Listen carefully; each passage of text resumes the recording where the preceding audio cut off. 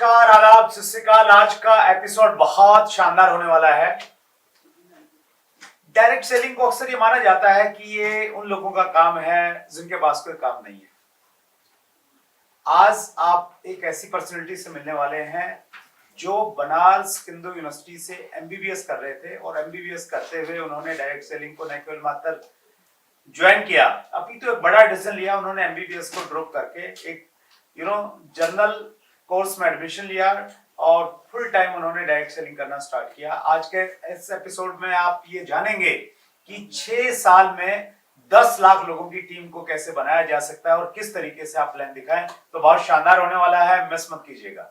Thank you very much. दोस्तों नमस्कार, आदाब, सत श्री अकाल। चैट विद सुरेंद्र वत्स के नए एपिसोड में आप सबका बहुत बहुत स्वागत है। जिन लीडर्स को आप रिकमेंड करते हैं, हम प्रयास करते हैं उनसे संपर्क किया जाए और उनको आपके सामने उपस्थित किया जाए। डायरेक्ट सेलिंग का एक बहुत बड़ा नाम, एक ऐसी पर्सनैलिटी जो बहुत सारे यूथ को मोटिवेट करते हैं, इंस्पायर करते हैं। हम बहुत दिनों से उनके संपर्क में थे और आज हमारे मेहमान हैं। आइए हम सब लोग मिलकर स्वागत करें। आज हमारे मेहमान हैं अमित दुबे जी। बहुत बहुत स्वागत है अमित सर आपका। Thank you sir. सबसे पहले तो सर बहुत बहुत धन्यवाद आपका कि आपने हिंदुस्तान की डायरेक्ट सेलिंग की, आज बोला जाए तो एकमात्र प्लेटफॉर्म है ये चैट विद सुरेंद्र वत्स। ऐसे शानदार प्लेटफॉर्म में मुझे आने का मौका दिया और मेरा सौभाग्य है कि मैं आज आपके बीच में बैठा हुआ हूँ, क्योंकि मैं अपने आप को तो आज भी डायरेक्ट सेलिंग का एक स्टूडेंट मानता हूँ और मैं आज आपके बीच में बैठा हुआ हूँ। तो इंटरव्यू सर आज आप ले रहे हैं, लेकिन मैं भी आज आपसे बहुत कुछ सीखने की कोशिश कर रहा हूँ। Thank you sir. आप बहुत बिजी रहते हैं, बड़ी मुश्किल से पकड़ में आए हैं आप और हमारे रडार पे कोई आ जाता है तो फिर हम छोड़ते नहीं उसको।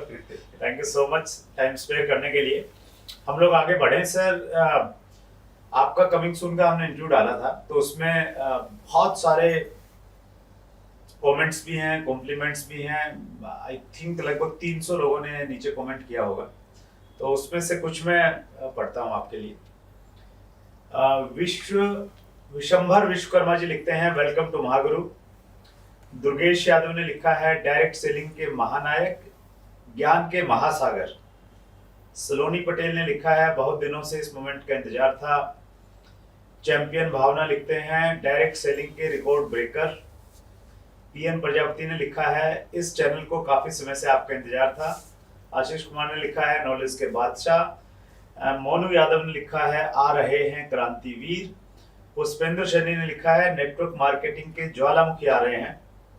और सुमंत मिश्रा ने लिखा है, डायरेक्ट सेलिंग के ऑलराउंडर का स्वागत है। इनमें से आपको कौन सी चीज अच्छी लगती है कि हम मेरे नाम के साथ ये सेट बैठती है? चल सर, ये लोगों का प्यार है। मैं रियल में बताऊं तो मैं कुछ भी नहीं हूँ। मैं आज भी इस इंडस्ट्री का एक लर्नर हूँ। लोग प्यार देते हैं, हाँ, मैं अपनी 100% कोशिश जरूर करता हूँ कि जो चीज़ें मैंने सीखा है वो अपनी टीम को, अपने लोगों को दे सकूँ, क्योंकि इस इंडस्ट्री में नॉर्मल लोग आते हैं और उनकी करियर बनाना एज ए लीडर ये हमारी जिम्मेवारी है। तो हम उस पे चल रहे हैं, बाकी लोगों का प्यार है जो लोगों ने लिखा है। That's great. देखिए, आप अपनी कंपनी में तो आपका बहुत बड़ा नाम है, आप किसी परिचय के मोहताज नहीं है अमित जी, लेकिन हमारे इस प्लेटफॉर्म की खास बात यही है कि हाँ सभी इंडस्ट्री के लोग आते हैं सीखने के एटीट्यूड से।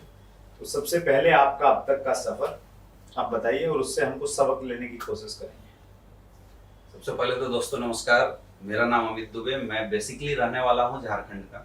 अभी मैं दिल्ली में रहता हूँ, बट मैं बेसिकली झारखंड से बिलोंग करता हूँ।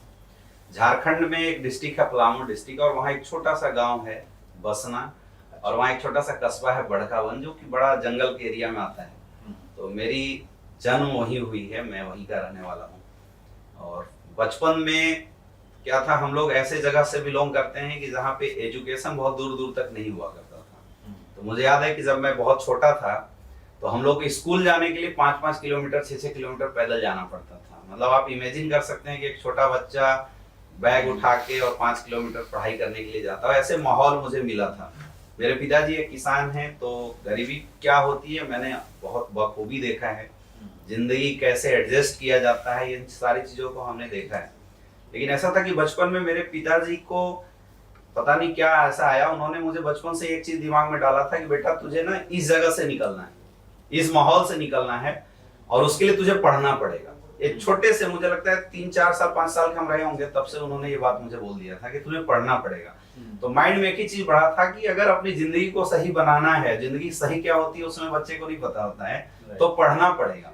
और एक और चीज हुक किया था पिताजी ने मुझे कि तुझे टॉप करना पड़ेगा।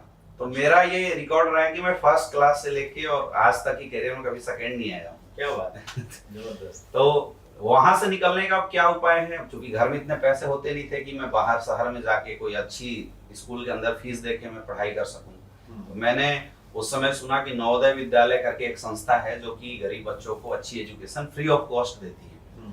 तो मेरे पिताजी ने उसका फॉर्म भरवाया और बोला कि तू बता निकाल लेगा। मैंने बोला अगर जिंदगी बेहतरीन हो सकती है तो मैं 100% निकाल लूंगा। मैंने मेहनत किया और 6 क्लास में वहाँ एडमिशन होता है। मैंने 5th के अंदर एग्जाम क्रैक किया और मैं जवाहर नवोदय विद्यालय के अंदर आ गया। एक्चुअल मेरे लाइफ का अगर टर्निंग मोमेंट बोला जाए ना तो वही है। अच्छा। क्योंकि हमारे एरिया में मैक्सिमम लोग आपको जो है वो फौज के अंदर दिखाई देंगे, मतलब फिजिकल वर्क का जो भी काम उनसे करवा लो वो करते हैं। एजुकेशनल वर्क में लोग नहीं जाते थे उस समय।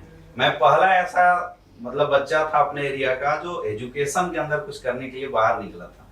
जेएनवी ने, जवाहर नवोदय विद्यालय ने मतलब बहुत बड़ा सपोर्ट मेरी जिंदगी में आगे बढ़ने में किया।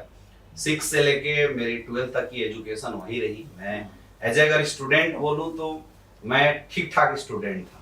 मतलब मैं ऐसा स्टूडेंट था कि मेरी 95% से नीचे कभी नंबर नहीं आई और मैं क्लास में कभी आज तक सेकंड नहीं आया हूं। ये मेरा रिकॉर्ड रहा है। मेरे पिताजी ऐसे स्ट्रिक्ट थे, वो मुझे बोलते थे कि बेटा अगर जिस दिन सेकंड आ गया ना भूल जाना 4 महीने के लिए कि मैं आऊंगा तुमसे मिलने। तो मैं डर से कभी सेकंड नहीं आता था, मैं बहुत मेहनत करता था।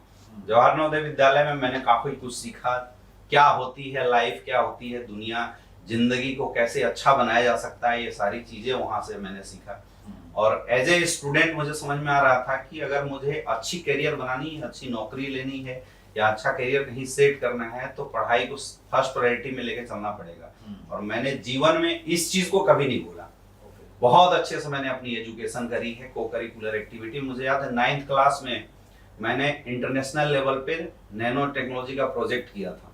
अच्छा। मतलब एक 9th क्लास का बच्चा नेशनल इंडिया को रिप्रेजेंट किया था मैं उस समय। और उस समय मैंने बहुत सारे को करिकुलर एक्टिविटी में, साइंस एग्जीबिशन में भी बहुत सारी चीजें हमने करी थी। अब 10th में मैंने टॉप किया उस समय। 10th में भी मेरे परसेंटेज 94-95 के करीब रहे थे। उस समय मैं डिस्ट्रिक्ट का टॉपर स्टूडेंट रहा था। जब मैं बाहर आया तो अब था करियर बनाना। अब हर बच्चे के सामने और खास करके जो नॉर्मल जगह से होते हैं 2 चीजें आती है, डॉक्टर बनना, इंजीनियर बनना। 10th के बाद वही 2 ऑप्शन होते हैं। मेरे डैड चाहते थे कि मैं इंजीनियर बनूं और मेरी दिल से इच्छा थी कि मैं डॉक्टर बनूं। अच्छा, बाहर जाके एजुकेशन लेने के मेरे पास पैसे नहीं थे कि भाई मैं कोटा जा सकूं, मैं बंसल में रह सकूं। तो अब क्या करना है, तो मैंने चूज किया कि मैं नवोदय विद्यालय में ही रहूंगा और मैं आगे की पढ़ाई करूंगा। तो मेरी 11th 12th पढ़ाई हुई जवाहर नवोदय विद्यालय लातेहार से। मैं दूसरे नवोदय के अंदर शिफ्ट हुआ और वहीं से मैंने अपना एजुकेशन 11th 12th किया और मैंने तैयारी भी करनी शुरू की। और मेरा फोकस कभी डाइवर्ट नहीं हुआ जीवन में। मैं बड़ा फोकस रहा हूँ और बचपन से मैं स्पिरिचुअल रहा हूँ, तो मेरा कभी फोकस डाइवर्ट परमात्मा ने ही नहीं होने दिया। जब 12th क्रॉस किया तो मैं इंजीनियरिंग की भी एग्जाम निकाला था और मेडिकल की भी, लेकिन मेरा इंटरेस्ट मेडिकल में था। तो मैंने 2011 के अंदर बाहर निकल के फिर एमबीबीएस के अंदर एडमिशन लिया। एक्चुअल में देखा जाए तो डायरेक्ट सेलिंग का हुक मेरी जिंदगी में वहीं आया। अच्छा, मुझे आपने एमबीबीएस में एडमिशन लिया? हाँ, मैं एडमिशन लेने के लिए जा रहा था और डाल्टनगंज में मैं रुका हुआ था, मुझे जाना था। और उसी समय कोई एक इंसान आया और वो मेरे रिलेशन, मेरे किसी और रिश्तेदार को प्लान समझाने के लिए आया हुआ था और उसने मुझे बताया, उसने मुझे समझा दिया और उसने 2-3 चीज मेरे से बताई। उसमें मैं बच्चा था, 18.5 साल के करीब रहा हूँगा मेरे ख्याल से। उसने 2 चीजें मुझे बताई कि एक बार अगर तू 10,000 का नेटवर्क बना देता है तेरी इनकम सेट हो जाएगी। और मैं बच्चा था, मैंने पूछा कि सही बताओ ऐसा होता है क्या? उसने बोला हाँ होता है। मैं बोला यार काम तो बड़ा अच्छा है, नेटवर्क ही तो बनाना है। और बच्चे को मुझे एमएलएम नहीं पता था, डायरेक्ट सेलिंग नहीं पता था, केवल ये पता था कि इसमें लोगों को अपने साथ कनेक्ट करना है। पहली हुक मुझे वो मिली थी। बट फिलहाल जब मैं एडमिशन ले लिया एमबीबीएस में तो मेरा फोकस हट गया। मैं डायरेक्ट सेलिंग में उतना ध्यान नहीं दिया। फर्स्ट ईयर के बाद सेकेंड ईयर में मुझे दोबारा डायरेक्ट सेलिंग का हुक मिला। अच्छा। और उस समय फिर मैंने स्टडी करना शुरू किया कि यार ये चीज बार बार आ रही है। मतलब मैं जिन लोगों को देखा था उस समय, वो लोग क्या अचीवमेंट में देख रहा हूँ, आखिर है क्या। मैंने डीपली स्टडी किया। जब नेटवर्क मार्केटिंग इंडस्ट्री को उस समय बाहर से, उस समय वीडियो वगैरह मिलते नहीं थे, कैफे में जाना पड़ता था, बैठ के वहां पे देखना पड़ता था। किताबें आती थी, वो किताबें मैंने बहुत सारी पढ़ रखी, आज भी मेरे पास देखें हजारों किताबें हैं। अरे वाह। मैं डायरेक्ट सेलिंग के अंदर एक अच्छा स्टूडेंट हूँ आज भी, ये मैं बताता हूँ। Yes. तो उस समय मैंने जब किया तो मुझे लगा कि यार ये तो बड़ी तगड़ी इंडस्ट्री है, यहाँ पे तो अपने साथ साथ लोगों की करियर बदलेगी। मैंने फिर एमबीबीएस से कंपैरिजन करना शुरू कर दिया। अच्छा। मुझे लगा कि अगर मैं डॉक्टर बन जाता हूँ तो मैं एक एरिया में जाना चाहूंगा, एक एरिया के लोगों की सेहत सही करूंगा। चलिए ठीक है, लोग मुझे एज ए भगवान मानते हैं डॉक्टर को, लेकिन अगर मैं एक अच्छा नेटवर्कर बन जाता हूँ तो मैं करोड़ों लोगों की जिंदगी बदलने का पोटेंशियल रखता हूँ। ये मेरे माइंड में पता नहीं क्यों सेट हो गया। दूसरा, अगर मैं डॉक्टर बनता हूँ तो मैं घर परिवार के लिए क्या कर सकता हूँ, लेकिन अगर मैं डायरेक्ट सेलर बन जाता हूँ तो मैं घर परिवार के कई लोगों को सफल बना सकता हूँ, मैं डायमंड बना सकता हूँ। ये मेरे माइंड में आया। अब बचपना वाला माइंड था, पता नहीं क्या था, ये तो आप लोग बताएंगे। रियल में वो चीज ने मुझे इस इंडस्ट्री में झोंकने के लिए मतलब प्रेरित किया, और मुझे लगा कि पता नहीं ये इंडस्ट्री मेरे से कुछ करवाना चाहती है। उसके बाद मैं इस इंडस्ट्री की तरफ फुल अग्रसर हो गया। 2012 और 13 के बीच में मैंने ये डिसीजन बनाया कि मुझे डायरेक्ट सेलिंग इंडस्ट्री के अंदर अपनी फुल टाइम करियर के लिए डालना है। अच्छा, सबसे सर रिस्क की बात मैंने अपनी जिंदगी में क्या किया, मैंने एमबीबीएस क्विट कर दिया। अच्छा। मैंने स्टडी करी, लेकिन मैंने ऐसे नॉर्मल ग्रेजुएशन और एमबीबीएस कौन से कॉलेज से कर रहे थे? मैं बीएचयू में था, बनारस हिंदू यूनिवर्सिटी के अंदर। अरे वाह। हाँ, तो मैंने वहीं पे दूसरे साल एडमिशन लिए नॉर्मल कोर्स में। अच्छा। और घर वालों को मैंने आज तक नहीं बताया कि मैंने एमबीबीएस क्विट कर दिया। मेरी जिंदगी का सबसे बड़ा डिसीजन था, वास्ट डिसीजन। मतलब दुनिया ने बोला कि तू दुनिया की सबसे बड़ी गलती कर हाँ, दी। मतलब बहुत अच्छी यूनिवर्सिटी से आप एमबीबीएस में एडमिशन होना अपने आप में बड़ी बात थी, बिल्कुल। और उस समय 2012-13 में तो मतलब 10 साल पहले तो इसकी और ज्यादा अहमियत थी। कंडीशन ऐसी थी सर, पेपर में आया हुआ था मेरा नाम, और मेरे समाज दुनिया सबको पता था। और लेकिन ये इंडस्ट्री का बोलते हैं ना कि नेटवर्किंग का भूत जब एक बार चढ़ जाए ना किसी के ऊपर तो आसानी से नहीं हटता है। तो ये मुझे ऐसा फील आया था, ये ऐसा हो सकता है कि परमात्मा लोगों के लिए मुझे लाना चाहता था, इसलिए ऐसा रूप बनाया। क्योंकि बोलते हैं जो होता है अच्छा होता है, ऐसी बात हो सकती है। उस समय मैंने डिसीजन बना दिया, और जब इस इंडस्ट्री में आया तब मुझे पता चला इंडस्ट्री को जितने मैं हल्के में ले रहा था उतना हल्का है नहीं इंडस्ट्री। और उस समय फिर थपेड़े लगने शुरू हुए, स्ट्रगल का पीरियड शुरू हुआ, लोगों से मिलना, बिजनेस की बात करना। अच्छा, मेरा कोई मेंटर था नहीं बनारस के अंदर, मैं मतलब सिंगल था। किसी बंदे ने मुझे अप्रोच किया कि मेरे साथ आ जा। मैं बोला यार मैं पैसा ऑलरेडी एक जगह लगा चुका हूँ, तो मैं फिर तुम्हारे साथ दोबारा क्यों जुड़ूं। मैंने उसी आईडी पे वहीं से काम करने की शुरुआत करी। 3 साल, 3.5 साल, 4 साल लगभग मेहनत करने के बाद जब मैंने देखा कि नेटवर्क तो मैंने बना दिया, लेकिन जिस उद्देश्य के साथ मैं आया था इस इंडस्ट्री के अंदर, वो उद्देश्य मेरा पूरा नहीं होते दिखाई दे रहा है, या जिन लोगों को मैं ला रहा था वो उद्देश्य मेरा क्लियर नहीं हो रहा है। अब देखिए, मैं अगर सर ऐसा होता ना कि मेरी कोई कैरियर नहीं होती, मेरी मजबूरी बस में डायरेक्ट सेलिंग में आया होता, तो फिर था कि मैं सेटिस्फाइड कर जाता। लेकिन ऑलरेडी मैं इतना बड़ा कैरियर छोड़ के आया था जहां से मैं करोड़ों नहीं अरबों की इनकम कर सकता था, ये बात मैं भी जानता था। और आज भी मुझे पता है कि वो मेरा कोई छोटा मोटा कैरियर नहीं था जिसको मैंने छोड़ा था। तो छोटी सोच के साथ मैं इस इंडस्ट्री में आया नहीं था, और वो जब चीज मुझे दिखाई नहीं दे रही थी ना, तो मैं बड़ा परेशान हो गया। 2016 में एक दौर ऐसा आया था कि मैंने डिसीजन बनाया कि मैं नेटवर्क मार्केटिंग इंडस्ट्री अब नहीं करूंगा, मैं पुनः वापस जाऊंगा। मैंने ग्रेजुएशन पीजी डॉक्टरेट किया हुआ है, मैं रिसर्च करूंगा और अपनी करियर वहां बनाऊंगा। क्योंकि जब मैं पलट के उन हजारों लोगों की करियर की बात देख रहा था, उन लोगों को मैं देख रहा था जिन लोगों ने मेरे भरोसे अपनी करियर लगाई थी, तो फिर मुझे लगा कि यार स्ट्रगल करना पड़ेगा, इस इंडस्ट्री को समझना पड़ेगा, और जो चीज अछूता रह रही है ना उस बात को समझ के फिर से मार्केट में आना पड़ेगा।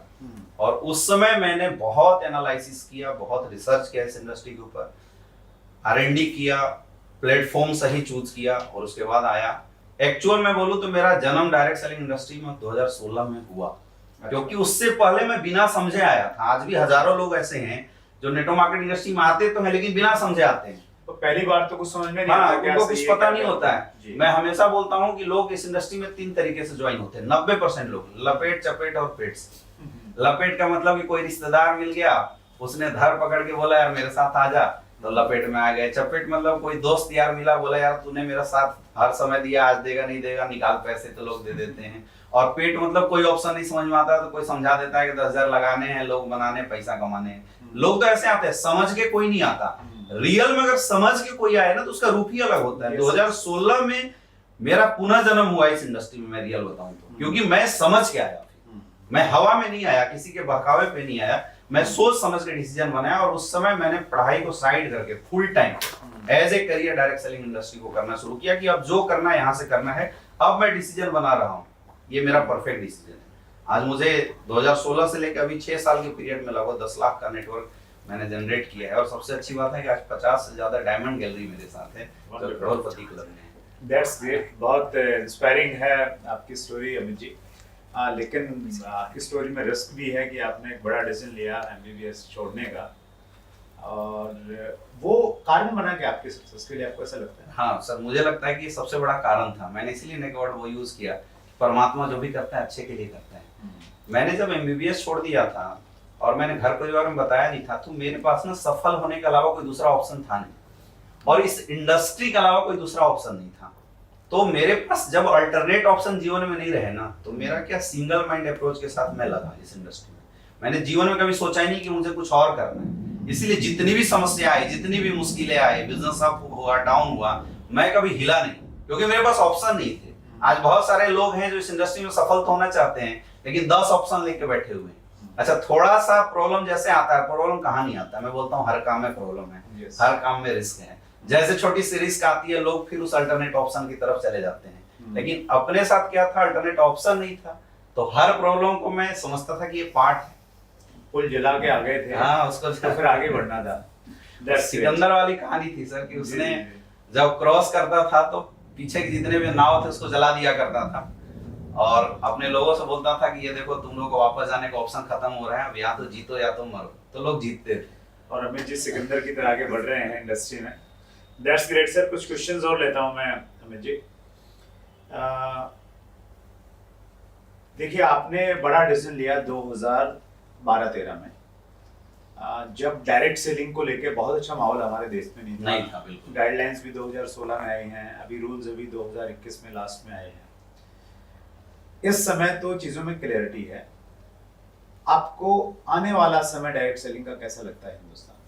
अभी सर मैं अगर बोलूं हिंदुस्तान में उन हजारों लाखों लोगों के लिए, तो डायरेक्ट सेलिंग इंडस्ट्री हमारा फ्यूचर है। और ये मैं नहीं बोल रहा हूं सर, ये फैक्ट्स बोल रहे हैं, स्टेटिस्टिक्स बोल रही है, डाटाज बोल रही है ये बातें।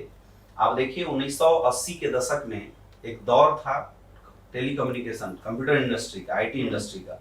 उस समय जिन लोगों ने उस इंडस्ट्री में अपने आप को डाला, टॉप लेवल पे हैं आज के समय में। 2000 के समय में टेलीकम्युनिकेशन इंडस्ट्री जब मार्केट में आई थी, एक एसटीडी पीसीओ खोल के लोग अच्छा पैसा कमा लेते थे।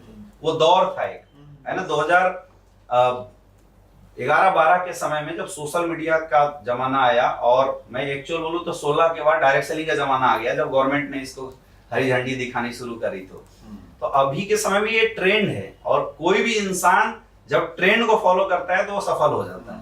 तो एक्चुअल देखा जाए तो आज हम जिस ट्रेंड में है ना, ये ट्रेंड है डायरेक्ट सेलिंग इंडस्ट्री का।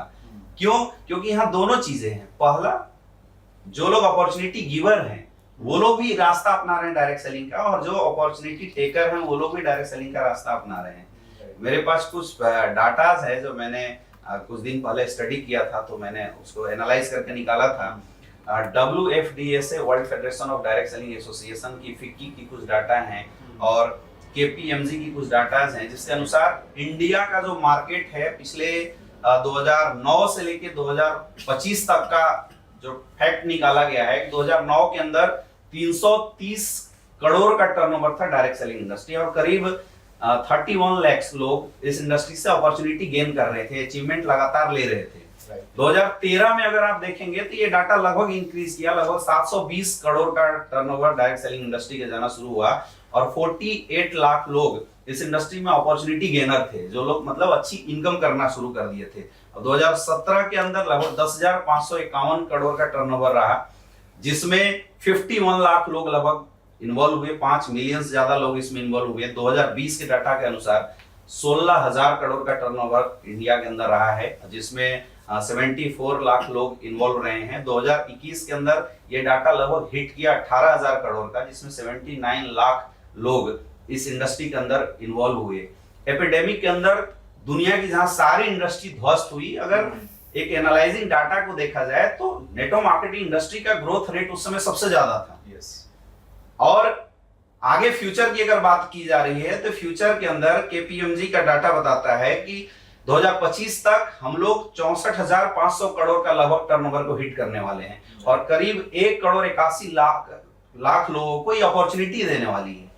यानी ये जो सिग्नल 2009 से लेके 2025 तक का जो सिग्नल है, ये ग्रोथ रेट, ये एक बहुत बड़ा सिंबल है जो हमें ये इंडिकेट करता है कि इस इंडस्ट्री का फ्यूचर बहुत बड़ा है। बाकी मार्केट में बोलने वाले लोग जो भी बोले, लेकिन इस डाटा को अगर आप एनालाइज करके देखेंगे तो खुद समझ में आता है कि इस इंडस्ट्री का फ्यूचर कितना बड़ा है। अभी 2014 में जब बीजेपी की इस गवर्नमेंट आई तो गवर्नमेंट ने बहुत सारे स्टार्टअप चलाए थे, मेक इन इंडिया के नाम पे, डिजिटल इंडिया के नाम पे, स्टार्टअप के नाम से, वीमेन एम्पावरमेंट के नाम से। आज अगर देखा जाए तो डायरेक्ट सेलिंग इंडस्ट्री के अंदर 60% इन्वॉल्वमेंट लेडीज का रहा है। मतलब वीमेन एम्पावरमेंट के नाम पे 60% ग्रोथ इस इंडस्ट्री की तरफ से रहा है। तो आज न सिर्फ केवल डाटा की बात की जा रही है, अगर सरकार के जो सुचारू रूप से चलाए जाने वाले जो तरह तरह के उद्देश्य हैं जिससे देश को डेवलप करने की बात की जा रही है, तो कंट्री के डेवलपमेंट में भी इस इंडस्ट्री का बहुत बड़ा रोल रहा है। और अब नॉर्मल तरीके से अगर मैं समझाने की कोशिश करूं तो आज आप देखिए, पैसा कमाने के सब दो ही रास्ता है, या तो जॉब कर लो या तो बिजनेस करो। अच्छा, आज अगर मैं जॉब की बात करूं तो हिंदुस्तान के अंदर केवल 27% का एम्प्लॉयमेंट रेट है, 27%। थोड़ा सा अगर कुटीर उद्योग, लघु उद्योग को अगर मैं ऐड करूं तो 3% और ऐड होते हैं। हर साल करीब 1 करोड़ से ज्यादा स्टूडेंट ग्रेजुएट होकर निकल रहे हैं। मैं नॉर्मल अनपढ़ लोगों की बात कर ही नहीं रहा हूँ। 1 करोड़ से ज्यादा स्टूडेंट ग्रेजुएट होकर मार्केट में आ रहे हैं। और आप देखिए 27 लाख लोगों को रोजगार है, और 3% और ये ऐड करें तो लगभग 30 से 32%, 35 लाख लोगों का रोजगार है, यानी 70 लाख लोग हर साल बेरोजगार हो गए। क्यों? एक ही ऑप्शन है, उनके पास अपॉर्चुनिटी की कमी नहीं है। ऐसा नहीं कि जिन्होंने ग्रेजुएशन लिया उनके अंदर टैलेंट की कमी है।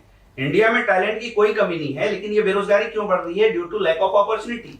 अब चाहे गवर्नमेंट सेक्टर चाहे प्राइवेट सेक्टर, जब अपॉर्चुनिटी है ही नहीं तो लोगों को रोजगार मिलेगा कहां से?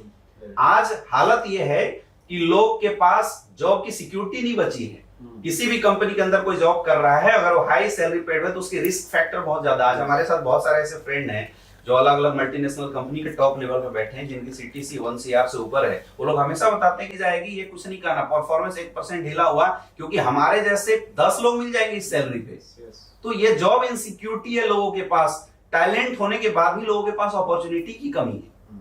अब वो अपॉर्चुनिटी आज के डेट में कैसे मिल सकता है? कोई बोलता है बिजनेस कर लेंगे, लेकिन आप देखिए सर, बिजनेस के लिए पैसा चाहिए। क्या इन 70 लाख लोगों के पास पैसा है? और ये मैं हर साल की डाटा बता रहा हूं। अगले साल जो 70 लाख लोग बेरोजगार हो रहे हैं और अगले साल बढ़ रहे हैं, इसको कोई नहीं पाट सकता है, केवल अपॉर्चुनिटी की कमी से। यह अपॉर्चुनिटी बिजनेस से मिल सकता था, लेकिन उसके लिए क्या है? पैसा लगाना पड़ेगा, जो सबके पास है नहीं। रिस्क है, मार्केट की कंपटीशन को आपको बीट करना पड़ेगा, जो इतना आसान नहीं है मार्केट की कंपटीशन को बीट करना। तो फिर लोग करे तो करे क्या? लोगों के पास ऑप्शन क्या है? ऐसे लोगों के लिए सर मैं बोलता हूं हिंदुस्तान के लिए एक बहुत बड़ा ऑप्शन लेके आ रहा है ये डायरेक्ट सेलिंग इंडस्ट्री। क्यों? क्योंकि सर यहाँ इन्वेस्टमेंट नहीं है। दूसरा, यहाँ पे कोई टैलेंट की जरूरत नहीं होती है। यहाँ पे एजुकेशन सिस्टम होता है जो लोगों को टैलेंट देता है। यहाँ पे किसी मैन पावर की जरूरत नहीं है। यहाँ पे सर कोई किसी से भेदभाव नहीं पूछा जाता, क्या जाति है आपका, क्या क्वालिफिकेशन है, ऐसा कुछ भी नहीं पूछा जाता। और एक जबरदस्त अपॉर्चुनिटी देती है। प्लेटफॉर्म, कितने लोग सफल होंगे मैं इसकी बात नहीं करता, लेकिन ये इंडस्ट्री जो करोड़ों लोगों के लिए प्लेटफॉर्म बना के दे रही है ना, ये प्लेटफॉर्म मुझे लगता है कि देश के लिए एक बहुत बड़ा काम करने वाला है, जो प्लेटफॉर्म डायरेक्ट सेलर दे सकता है। जैसे sir as a direct seller अगर हम लोग बात करें तो सर हमारे पास करोड़ों लोगों को देने के लिए प्लेटफॉर्म है। प्लेटफॉर्म ना होने की वजह से जो करोड़ों युवा बेरोजगार घूम रहे हैं उनके लिए प्लेटफॉर्म है। और सर आज बोला जाता है कि जिस चीज की स्कार्सिटी हो फ्यूचर उसी का होता है। तो सर प्लेटफॉर्म की स्कार्सिटी और प्लेटफॉर्म देता है डायरेक्ट सेलिंग है, तो फ्यूचर तो 100% है। ये बात लोगों को समझना चाहिए। Great sir, great. बहुत डिटेल में आपने बताया Amit ji, thank you so much. आपने सर 10 लाख लोगों की टीम खड़ी की, जो मतलब एक बहुत बड़ा नंबर है। और टीम खड़ी करने के लिए लोगों को प्लान दिखाना पड़ता है, और लोग जुड़ेंगे तभी टीम खड़ी होगी। तो सही तरीका क्या है? ऐसे कैसे प्लान दिखाने की बंदा लाइन में लग के ज्वाइन होने के लिए तैयार होता है? देखिए, प्लान दिखाने का सर एक जो रियल सिस्टमेटिक तरीका होता है ना, अगर उसको फॉलो किया जाए तो रियल में लाइन लगती है। मेरा रिकॉर्ड रहा है कि मैंने आज तक अपने जीवन में जिसको भी प्लान दिखाया है 10 में से 8 लोग ज्वाइन हुए। ये मेरा रिकॉर्ड रहा है। मतलब 1-2 तो हिल जाए वो बात अलग है, लेकिन 10-8 का रिकॉर्ड रहा है मेरा। 8-10 का रेशियो मेरे जिंदगी में। क्योंकि प्लान दिखाना सर एक बिल्कुल कला है। प्लान में आप क्या बोलते हैं ये मायने नहीं रखता है, आप कैसे बोलते हैं ये मायने रखता है। अगर एज ए डायरेक्ट सेलर मैं किसी को समझाना चाहूं तो प्लान दिखाने के सर 3 फेज होते हैं। आप प्लान दिखाने से पहले क्या कर रहे हैं, प्लान दिखाते समय क्या कर रहे हैं, और प्लान के बाद आप क्या एक्टिविटी कर रहे हैं, ये तीनों का जब समावेश होता है तब एक परफेक्ट प्लान होता है। जैसे आप किसी को भी प्लान दिखाना चाहते हैं तो सबसे पहले उसका अपॉइंटमेंट हमें क्लियर कट लेना चाहिए। सबसे पहले हमने अपॉइंटमेंट लिया और टाइम से हम उसके पास पहुंचते हैं। कई लोग क्या रोड पे खड़े होकर प्लान बताने लगते हैं कि हमारा 70 करोड़ है, ये 5 करोड़ है।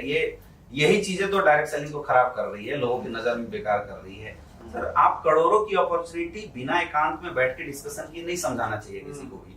तीसरा सबसे इंपॉर्टेंट है, जब भी आप प्लान बताने के लिए किसी को जाएं तो आपका ड्रेस कोड बिल्कुल परफेक्ट होना चाहिए। जितना अच्छा से अच्छा ड्रेस कोड अगर आप यूज करके जाते हैं, क्योंकि आप किसी को एक विजन देने के लिए जा रहे हैं, एक अपॉर्चुनिटी देने के लिए जा रहे हैं, तो you should look like opportunity giver. हाँ, आपको वैसा दिखना चाहिए, तभी लोग आपके ऊपर ट्रस्ट करेंगे। ये होती है कुछ चीजें जो हमें प्लान से पहले करना होता है। अब जब आप किसी को अपना प्लान देने के लिए जाएं, तो चाहे किसी भी कंपनी का प्लान हो, प्लान करते समय 3 पार्ट होती है। सबसे पहला होता है कंपनी का प्रोफाइल, जो आपको डिटेल में बताने की जरूरत है। दूसरा, किसी भी इंसान की जिंदगी में एक हुक पॉइंट होता है, जो अपने जीवन में क्या चाहता है। अब सर आज आपको शूज चाहिए, लेकिन मैं अगर आपको कपड़े बेचने की कोशिश कर रहा हूं तो आप नहीं लेंगे। लोग गलती यही करते हैं कि जाते हैं आंख बंद करके फटाफट फोल्डर खोल के बताना शुरू कर देते हैं। आपको प्राइमरी मोटिवेशनल फैक्टर जानना पड़ेगा उस इंसान का कि क्या है, वो आपसे क्या चाहिए होता है। क्योंकि नेटवर्क मार्केटिंग इंडस्ट्री के प्लान में सिर्फ प्रोडक्ट नहीं है, बहुत सारी चीजें हैं। किसी को अपॉर्चुनिटी चाहिए, किसी को यहाँ से मिलने वाले मान सम्मान चाहिए, किसी को जीने का एक मकसद चाहिए जो इंडस्ट्री देता है। तो अलग अलग चीजें हर लोगों के लिए होनी चाहिए। तो सबसे पहले स्टार्ट करने से पहले, आपको अपना फोल्डर खोलने से पहले आपको ये पता करना पड़ेगा कि सामने वाला इंसान का प्राइमरी मोटिवेशनल फैक्टर क्या है, उस पर बात करना चाहिए। और उसके लिए 5 से 10 मिनट का एक स्लाइड इंट्रोडक्टरी चैप्टर जरूर होना चाहिए कि अगर मैं आपके पास गया तो सबसे पहले बैठ के मैं आपके साथ एक हार्टली कनेक्शन होना। जब तक ये कनेक्शन नहीं बनेगा तब तक प्लान बताने का कोई फायदा नहीं है। अगर आपको किसी के पास गए और कोई आपसे बोल रहा है कि नहीं जी मेरे पास टाइम नहीं, फटाफट बता दो, तो मैं बोलता हूँ कि ऐसे लोगों से बोलिए कि भाई साहब अगली बार मिलते हैं, दोबारा बात करते हैं हम लोग। ये काम ऐसा नहीं है कि हम आपको 2 मिनट के अंदर समझा दें, ये ज्यादा अच्छा है। लोगों को लगता है कि मेरा गेस्ट बर्बाद हो जाएगा। गेस्ट कोई बर्बाद नहीं होता, अगर आपने गलत तरीके से समझाया तो आपने उसको खराब किया। तो अच्छे से पहले इंट्रोडक्शन होना चाहिए, दोनों की मेल मिलाप होनी चाहिए, उसकी प्राइमरी मोटिवेशनल फैक्टर को आपको पकड़ना पड़ेगा और तब प्लान की शुरुआत होनी चाहिए। प्लान तो बहुत सिंपल है, चाहे किसी भी कंपनी का प्लान हो। प्रोफाइल बताते हैं, प्रोडक्ट बताते हैं और बिजनेस प्लान बताते हैं, चाहे जो भी बिजनेस प्लान हो। बिजनेस प्लान जब भी आप किसी को बताएं तो उस प्लान का जो पैसे आप बता रहे हैं, उस पैसे का उसकी जिंदगी में क्या यूज है, ये जरूर कनेक्ट करना चाहिए। जनरली लोग नहीं करते हैं, ये टूर है, ये करोड़ रुपए है, ऐसे नहीं है। वो करोड़ रुपए का उसकी जिंदगी में क्या फायदा है, रियल वो करोड़ों का फायदा है भी या नहीं है। अगर नहीं है, वो किसी और के लिए करना चाहता है, तो उससे कनेक्ट करके प्लान में समझाने की जरूरत है, ये ज्यादा अच्छा होता है। और जब प्लान क्लोज हो जाए तो आपको कैलकुलेशन पे जरूर बात करना चाहिए, क्योंकि आज के डेट में लोग डाटा पे ज्यादा विश्वास करते हैं, कैलकुलेशन पे, ग्रोथ फैक्टर पे ज्यादा विश्वास करते हैं। कैलकुलेशन आपको जरूर बताना चाहिए, कुछ टेस्टिमोनियल जरूर बताना चाहिए। वो इंसान जिस प्राइमरी मोटिवेशन फैक्टर से प्रेरित है, जो उसका मेन फैक्टर है, उससे रिलेटेड कुछ अगर एग्जांपल आपके इंडस्ट्री में है तो वो बताने से they will connect by heart. वो आपके साथ एक दिल से कनेक्ट होते हैं, समझने की कोशिश करते हैं। एंड आफ्टर प्लान तुरंत क्लोजिंग जरूर होना चाहिए। कई लोग प्लान करके क्लोजिंग ही नहीं करते, प्लान करके मुंह देखते हैं अपने गेस्ट का, तो क्या क्लोजिंग गड़बड़ हो जाती है। आपने पूरी मेहनत करी, फसल खड़ी हुई, लेकिन फसल अगर काटेंगे नहीं तो कोई फायदा नहीं है। तो प्लान के लास्ट में क्लोजिंग का होना बहुत ज्यादा जरूरी है। और क्लोजिंग में हमेशा क्रॉस क्वेश्चन पूछे जाते हैं, सर प्लान कैसा लगा, अच्छा या बहुत अच्छा, ऐसे क्रॉस क्वेश्चन होने चाहिए। कैसा लगा नहीं, अच्छा या बहुत अच्छा, ऐसे क्रॉस क्वेश्चन हम लोग किया करते थे। प्लान में क्या अच्छा लगा आपको, हाँ क्या अच्छा लगा, ऐसे पूछ सकते हैं। तो अगर उसने बोला अच्छा लगा तो सर चलिए बधाई हो, शुरुआत करते हैं। आपको अपना प्रपोजल सामने रखना पड़ेगा, क्योंकि कभी भी कोई ये नहीं बोलेगा कि हाँ जी चलो मेरा शुरू कर दो। आपको प्रपोजल रखना पड़ेगा। आफ्टर दैट अगर तब उसके कुछ डाउट है तो आगे पार्ट होता है जिसको हम ऑब्जेक्शन सॉल्यूशन बोलते हैं। उसके बाद ऑब्जेक्शन सॉल्यूशन करके अपने प्लान को क्लोज करना होता है। ये 3 पार्ट को अगर बारीकी से कोई करेगा तो उसका प्लान सर 100% परफेक्ट। वंडरफुल, क्या बात है सर, अमेजिंग। बहुत सारे व्यूअर्स के क्वेश्चन हैं अमित सर, लेकिन समय की लिमिटेशन है, तो 1-2 क्वेश्चन लेता हूँ। अजीत मिश्रा ने लिखा है, हर समय मोटिवेट रहने के क्या उपाय हैं? सर हर समय मोटिवेट रहने के लिए सबसे पहले तो अजीत मिश्रा जी को मैं बोलना चाहूंगा, इंसान को मोटिवेशन उसकी ना रियल गोल से मिलती है। अगर आपकी जिंदगी में आपके रियल इमोशनल गोल मिल गए ना, तो आपको फिर मोटिवेट रहने के लिए पूछने की जरूरत नहीं पड़ेगी। हम लोग डायरेक्ट सेलिंग इंडस्ट्री नहीं, किसी भी जगह में दुनिया का कोई भी काम कर रहे हो, समस्या हर काम में आती है। और जनरली मोटिवेशन की बात तब आती है जब इंसान उस काम को करने के बाद सफल नहीं होता, थक जाता है, उसका मेंटल स्टेटस उसको हमेशा बोलने लगता है कि भाई अब नहीं हो सकता, तो ऐसे में डिमोटिवेट होता है इंसान।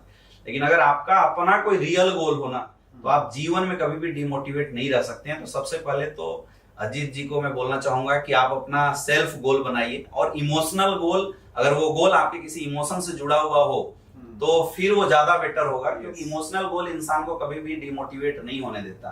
सबसे नंबर 1 चीज। नंबर 2, परमानेंट मोटिवेशन तब आएगी जब आपके अंदर एजुकेशन रहेगी। आप मार्केट में अगर बिना एजुकेशन के जाते हैं, कोई भी बच्चा है बिना पढ़ाई किए अगर एग्जाम में चला गया तो क्या नर्वस फील करता है, लेकिन अगर उसने तैयारी किया है तो वो जाएगा तो अपने आप को पूरा एकदम तंदुरुस्त फील करता है। डायरेक्ट सेलिंग में भी ऐसा होता है, लोग जाते हैं मार्केट के अंदर, लेकिन अगर एजुकेशन अच्छी लेके नहीं जाते हैं तो पता चलता है कि वो जाते हैं लोगों को प्लान देने के लिए और खुद प्लान सुनकर दूसरा आ जाते हैं, फिर वो डिमोटिवेट हो जाते हैं। तो आपको इस इंडस्ट्री की एजुकेशन बहुत अच्छे से लेने की जरूरत है। अपना गोल और एजुकेशन, ये 2 चीज अगर आप सही करके मार्केट में उतरेंगे तो आपके अंदर अपने आप मोटिवेशन आएगी। और सबसे अच्छी बात है कि अगर आप और इसके बाद भी मोटिवेट रहना चाहते हैं तो सर का चैनल है, आप उसको जब भी मन करे खुल के देखिए, क्योंकि जब हम अपने जैसे लोगों को वहां पे देखते हैं तो वहां से मिलने वाली जो लोग से की जो फीडबैक होती है, लोगों की जो हिस्ट्री होती है, लोगों का जो लाइफ का की जो बातें होती है, वो सुनने के बाद अपने आप एक मोटिवेशन आता है। That's good, wonderful sir. अंतिम प्रश्न ले रहा हूं, और ये आज के समय का बहुत रिलेवेंट क्वेश्चन है अमित सर। हमारा वीकेंड ने ये प्रश्न पूछा है, आजकल क्रिप्टो बेस बहुत सी कंपनियां डायरेक्ट सेलिंग कर रही हैं, क्या ये सही है? ये बिल्कुल सही नहीं है। अगर मेरा राय माने तो crypto currency as a direct selling बिल्कुल नहीं होना चाहिए। क्रिप्टो करेंसी को तो मैं ऐसा मानता हूं कि ये करेंसी है, जैसे इंडिया की करेंसी रुपीस है, फॉरेन में कई जगह डॉलर चलता है, दुबई में धीरम चलता है, वैसे कई लोगों ने मिलके इसको एक करेंसी बना दिया, क्रिप्टो करेंसी, जिसका अलग अलग लोग नाम दे देते हैं, बिटकॉइन, वन कॉइन, ये नाम है। ये मतलब एक हवा है रियल में देखा जाए तो। जैसे वर्ड इन्वेस्टमेंट का आता है ना सर, तो मैं बोलता हूं इन्वेस्टमेंट वर्ड को डायरेक्ट सेलिंग से दूर रहना चाहिए, क्योंकि नेटवर्क मार्केटिंग इंडस्ट्री में आम क्लास के लोग जुड़ते हैं, नॉर्मल क्लास के लोग जुड़ते हैं। अगर आपने क्रिप्टो करेंसी जैसी चीजों को नेटवर्क मार्केटिंग इंडस्ट्री के अंदर इन्वॉल्व कर दिया तो जहां भी इन्वेस्टमेंट है वहां रिस्क फैक्टर है हमेशा। अगर लॉस होता है तो चलिए आप अपना लॉस तो बियर कर सकते हैं, लेकिन उन हजारों लोगों का जो आपने पैसा लगवा दिया उसका लॉस कौन बियर करेगा? और बाद में मैंने अक्सर देखा कि ऐसे लोग जो चंद पैसों के लालच में अपने और अपने लोगों का पैसा लगवा देते हैं, वो बाद में कहीं के नहीं रहते। तो सबसे पहले तो ये चीज ही इलीगल है। नेटवर्क मार्केटिंग इंडस्ट्री का कॉन्सेप्ट कभी इन्वेस्टमेंट से जुड़ा था ही नहीं। नेटवर्क मार्केटिंग इंडस्ट्री सर का कॉन्सेप्ट बेबीलोन की जब सभ्यता आई थी उस समय भी एक रूल्स बना था, उस समय हम्मुराबी रूल्स बना था, और वहां के लोग पेडलर बोले जाते थे उस समय, वहां से बनाया गया था ऐसा कॉन्सेप्ट। तो तब से लेके आज तक डायरेक्ट सेलिंग इंडस्ट्री में कभी भी इन्वेस्टमेंट वर्ड तो ऐड हुआ ही नहीं, लेकिन यहाँ पे लोग उसको ऐड कर देते हैं। मैं तो बोलता हूं कि गवर्नमेंट भी बहुत जल्दी इस पे एक्शन करने वाली है, और होना भी चाहिए, क्योंकि इससे बहुत लोग खराब हो जाते हैं। मैंने ऐसे ऐसे लोगों को देखा सर जो ये इन्वेस्टमेंट के चक्कर में पड़ने के बाद ऐसी लेबिलिटी में आके सुसाइड करने के चक्कर में पड़ गए। तो भाई कल के डेट में परिवार समाज के सामने मुंह ना दिखाने से अच्छा है कि आज आप बच के रहिए और इन चीजों से दूर रहिए। ये एक बहुत बड़ा इंटरनेशनल गेम है जहां पे ब्लैक पैसे को व्हाइट करने के लिए लोगों ने एक करेंसी बना के रखा है कि फॉरेन में इस करेंसी को इतना में खरीदो, यहाँ पे ये करेंसी बेचो तो इतने कैश यहाँ पे डिलीवर हो जाएंगे। बहुत सारे इसके पीछे स्कैम चल रहा है। तो इन स्कैम से डायरेक्ट सेलिंग को दूर रखना चाहिए। डायरेक्ट सेलिंग दिल वालों का बिजनेस है, डायरेक्ट सेलिंग नॉर्मल क्लास का बिजनेस है। यहाँ पे गरीब तबके के लोग आते हैं, मिडिल क्लास के लोग आते हैं, सपने पूरे करने वाले लोग आते हैं। लूटने और सपने पूरा करने मांगता है। अमित सर क्या रहता है कि जब ये इस प्रकार की कोई भी स्कीम आती है ना, लुभावनी, पहले बहुत सारी चीजें आती रही हैं, तो वो एक अट्रैक्टिव अमाउंट देती है। हाँ। और जो अमाउंट जब दिखता ना आदमी को, तो फिर वो सारे के सारे फैक्ट भूल जाता है। इनके प्लान भी सर बड़े आसान होते हैं, क्योंकि इसमें लालच फैक्टर होता है। लालच फैक्टर का रिजल्ट बहुत अच्छा होता है। हम अगर एक प्रोडक्ट बेस में मेहनत करते हैं ना तो बहुत ज्यादा टाइम लगता है, लेकिन लालच फैक्टर एक क्विक डिसीजन बना के लोगों को देता है। लेकिन वो बोलते हैं कि अभी लालच किए तो बाद में पछताएंगे। तो जो लोग, और इसमें मैं अक्सर देखा हूं ऐसे लोग ही इन्वॉल्व होते हैं जिनका अपना कोई जागीर नहीं होता, जो मतलब इंसानियत को बेच खाए होते हैं और ये सोचते हैं कि बस किसी भी तरीके से लोगों से पैसा ले लेना है। ये वाली बात है। अगर आपको करना है, इन्वेस्टमेंट करना है, आप सेल्फ इन्वेस्टमेंट करो, लेकिन इसको डायरेक्ट सेलिंग में जोड़ना ये 100% गलत है मेरे हाँ, अनुसार। डायरेक्ट सेलिंग में बिल्कुल नहीं हो। आपने अगर रिस्क ले भी सकते हैं आप, तो इंडिविजुअल रिस्क अपने लीजिए, कोई दिक्कत नहीं, आपका पैसा है, आप लीजिए रिस्क, लेकिन लोगों का पैसा आप अपने भरोसे लगा दे रहे हैं, जबकि आपको खुद नहीं पता है कि कल कॉइन की वैल्यू ऊपर उठेगी या गिरेगी, ये किसी को नहीं पता। ये तो रेगुलेट किया जाता है कहीं एक से। मैं हूं सर ऑनर, या हम 10 लोग ऑनर हैं, हम 10 लोग मिलकर मीटिंग की, हमने कॉइन की वैल्यू बढ़ा दी या घटा दी, आप क्या कर लेंगे? ये तो बहुत बड़ा सर्कुलेशन चल रहा है। तो इसमें आम लोग जिसको कोई नॉलेज नहीं है, केवल ये लालच दिखा के अभी 10-10 हजार लगा दे, तेरे पैसे डबल हो जाएंगे, या 10 लाख मिल जाएगा, 1 लाख मिल जाएगा, ये गलत है, ये बिल्कुल नहीं होना चाहिए। बाकी इंडिविजुअल लेवल पे सबकी जिसका मन है वो करे, ये कोई बड़ी बात नहीं है, कर सकते हैं लोग, लेकिन डायरेक्ट सेलिंग में इसको इन्वॉल्व करना ये 100% गलत है मेरे अनुसार। Thank you so much Amit ji, आपने बहुत क्लैरिटी लेके आई है। बहुत एक ज्वलंत क्वेश्चन है, इंडिविजुअली भी लोग पूछते हैं। Thank you so much Amit sir, आपने बहुत सारी चीजें बताई, आपकी स्टोरी से बहुत कुछ सीखने का है। और उसके बाद में प्लान के बारे में बहुत डिटेल में आपने बता दिया कि वैसे करके 10,000 लोगों की एक टीम खड़ी की जा सकती है। और लास्ट में क्रिप्टो के बारे में बताया। आपके पास में बहुत अच्छा विजडम है अमित जी, आपकी बहुत सारी वीडियो मैंने देखी। एक्चुअली आने से पहले मैं थोड़ा होमवर्क करता हूँ, तो बहुत लेट भी हो गया रात को सोने में, अमित जी की वीडियो देख रहा था। सो बहुत अच्छा कंटेंट है आपका। और इसी प्रकार से बस मैं एक आपसे गुजारिश से करना चाहता हूँ, आपका एक बहुत बड़ा लेवल और बहुत बड़ा मुकाम है। तो अभी हम लोग सिर्फ कंपनी के लिए काम नहीं करें, हम लोग इंडस्ट्री को ध्यान में रख के हम लोग काम करें, इंडस्ट्री को एक बेहतर बनाएंगे और ऐसा अच्छा माहौल क्रिएट करेंगे ताकि सभी अच्छी कंपनियों को काम करने में, मिलने जुलने में बहुत अच्छा महसूस हो। और ऑलरेडी आप उस दिशा में काम भी कर रहे हैं। सो आप आए, समय निकाला, दिल की गहराई से पूरे व्यूअर्स की तरफ से बहुत बहुत धन्यवाद। Thank you sir, thank you so much. और ये एक छोटा सा हमारे व्यूअर्स की तरफ से एक छोटी सी भेंट आपके लिए। Thank you, thank you, thank you so much. So ये थे Amit Dubey ji, direct selling industry में एक बहुत उभरता हुआ नाम और एक बड़ा अच्छा एग्जांपल है। एमबीबीएस की पढ़ाई कर रहे थे, एक बड़ा डिसीजन लिया और बड़े डिसीजन लेके ही कुछ बड़ी अचीवमेंट प्राप्त होती है लाइफ में। अगले मंगलवार को रात्रि 8 बजे आप किससे मिलना चाहते हैं, किन लोगों को आप सुनना चाहते हैं, नीचे कमेंट्स में उनके नाम लिखिए। और हमेशा हम आपसे अनुरोध करते हैं, आप अपनी कंपनी का नाम मत लिखिए और आप हमेशा उसका पालन करते हैं, उसके लिए बहुत बहुत धन्यवाद। अपना ख्याल रखिएगा, अगले मंगलवार को फिर मुलाकात होगी। अगर आपने अभी तक chat with Surendra Vats channel को सब्सक्राइब नहीं किया है तो अभी सब्सक्राइब करें और बेल आइकन दबाना ना भूलें, जिससे आपको आने वाली सभी वीडियोस की अपडेट सबसे पहले मिले और हमारी किसी वीडियो को मिस ना करें। वीडियो को ज्यादा से ज्यादा शेयर और लाइक करके अपना प्यार जरूर दें।